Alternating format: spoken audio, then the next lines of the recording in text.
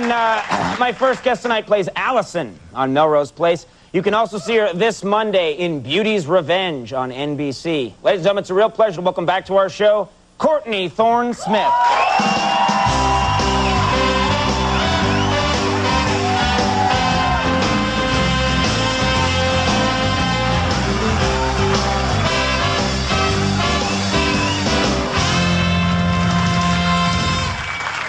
Thanks for coming back. Thanks for having me. You look terrific. Thank you. And everyone's very excited about the Melrose Place now. The huge explosion at the, season premiere. This is very exciting stuff. Are people coming up to you on the street asking you what's going to happen with? Everybody thought I died. Mm-hmm. Thank you for that. It's a very emotional crowd here. Yeah. Now, and your character Allison was actually hurt in the explosion. Yeah, blinded. Blinded. Yeah, for about a minute and a half. Very traumatic. I hadn't heard about that kind of blindness. It was really? I mean, so was it a traumatic experience for you as an actress to portray a blind? They told me last year I was going to be blind. I was like, oh no, that's big, serious, heavy drama. I've got to research it. Oh no, I've got to research it. I get there, I'm upset for about half a scene. And then I'm over it because I realize I can get Billy back this way. And I just got to go on with my life. Really? So as long as you can get your boyfriend back with it, you don't care? Fine. It's a whole other kind of reality. See, women are applauding that. They're like, yeah, hey, whatever works, yeah. So you actually live in Los Angeles, don't you? All right, you enjoy it there? Yes, I do. I love it. All right, because I know you have a dog. We didn't get to talk about this last time. But I wanted to ask you about this because you live with a dog in a huge city, all right? Now, on Melrose Place, that would not be a problem. I live with 2 dogs. You have 2 dogs? Yeah. What kind of dogs are they? I don't want the other one to get offended. Yeah. They're Basenjis. Basenjis? What is a Basenji? Dogs. They don't bark. Barkless? Have they had an operation to do that? No. Or no? They just are born without the ability to bark. They think that they're ancient dogs. They used to hunt lions in Africa.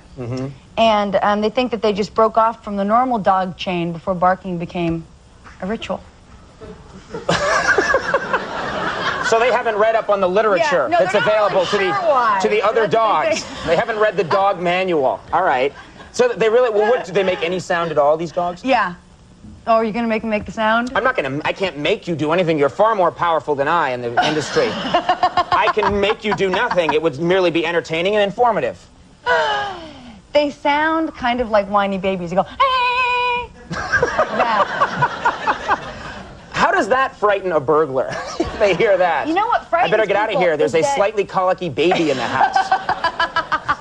I better get my ass out of here fast. What frightens people is that they don't bark readily. They don't make the noise readily, so they just look at you.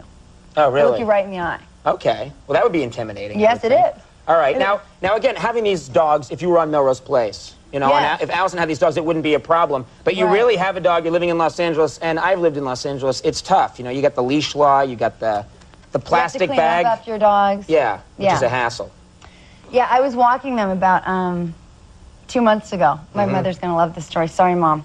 I was Maybe she's watching an infomercial on a rival channel. Maybe she's not even here. Hopefully. If you're thinking about it, Mom, turn. Turn to the infomercial really good time quickly. To turn the channel. Yeah, Ron Popeil has an exciting new product. You should check it out.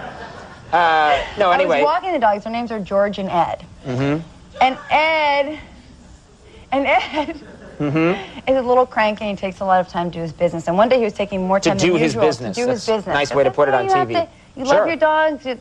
Anything disgusting becomes kind of okay because they're dogs. Sure. So he's walking around and around and around and around and around. I'm thinking, oh no, because sometimes when you're a dog owner, and you know this if you're a dog owner, if you don't, it's disgusting. But sometimes things get stuck. Like twigs or things they've eaten. I know, it's horrible, but he's having some problems, and I'm his mother, so I'm in charge. I mean, of this is taking care of you're not trying to gross people out. You're just saying this is a simple fact of nature that sometimes these problems occur. Yeah, and they're thinking she's got to have kids because this is really sad. So you put the little plastic bag over my hand because I'm not, that sick. Put the plastic bag over my hand, and I'm like, there is something sticking out. So I pull, and I pull, and out comes a complete pair of my underwear.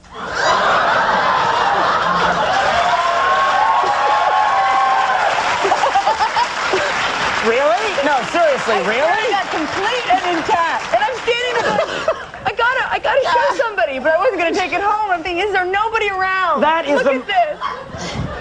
That is the most perverse magic act I've ever heard of in my life. I can just see David Copperfield like, oh, incredible, yeah. I could could make a fortune if the dog wouldn't die. That was the whole problem. Mike, that's incredible. That's something that should be incredible. That should be in you know, Ripley's Believe It or Not or something. That's an incredible story. Would that I'd kept them. All right, well, yeah. That's it. Damn it. Yeah, you wasted them. All right, I did. Well, my God, I can't get that out of my head, but I have to because there, it's gone now. All right, nope, it's back now. No, it's gone now. We have to talk about Beauty's Revenge. Yes. You know, we have to talk about this. It's a movie that's premiering Monday at 9 on NBC. Now, tell us what's basically the idea of Beauty's Revenge. Who do you play in this? I play Cheryl. Who, and it's based very loosely on a true story. I'm a dairy princess who falls in love with a guy. What's a dairy princess? Well, a very pretty young girl, much younger than I am, but we use a lot of creative lighting. Okay. And she extols the virtues of milk and cheese. No, no, I do not accept that as an answer. No, for a minute I'm thinking, well, maybe the network's really gone crazy. No, seriously, a dairy princess, you just mean someone who's rich from the dairy industry, right? Let's let it go. Anyway, what does your character do? What does she do? She falls in love with a guy, Kyle Secord, but he's going out with Tracy Gold. So you got to get her out of the way, so I kill her. Really? Yeah. We have a clip here. Anything we have to... Hey, simple matter for a dairy princess. Yes, the clip, to set up the clip, Cheryl has a little problem with reality. Okay. And she tends to go in and out of reality. I think this clip is about when she phases out a little bit. All right, let's take a look at this clip from Beauty's Revenge. Kevin's not much for travel, is he? More the settling down type? And how would you know? I have great instincts. I'm a people person. My instincts tell me that Larry's more your type. You bitch!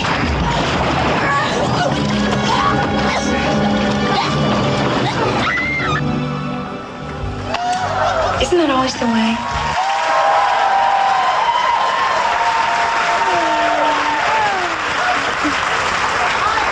Man! Yeah. Wow.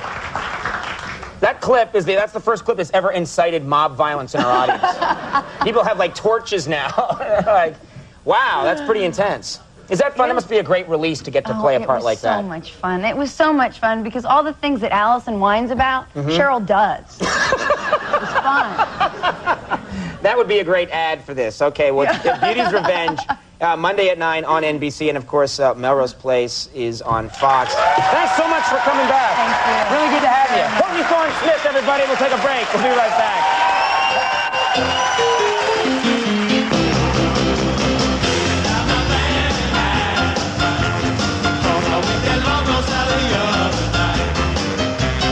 Watching my keys, so she stepped all over my blue suede shoes.